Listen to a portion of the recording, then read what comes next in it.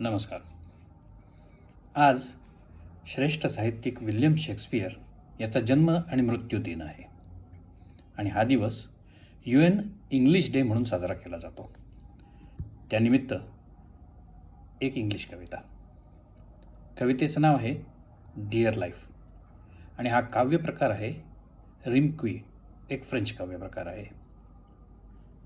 Dear life. I ask you for one, you give two.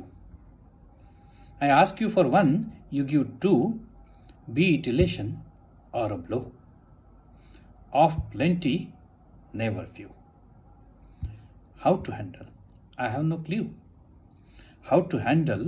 I have no clue, but I will enjoy through and through. Oh dear life, I love you. Oh dear life, I love you.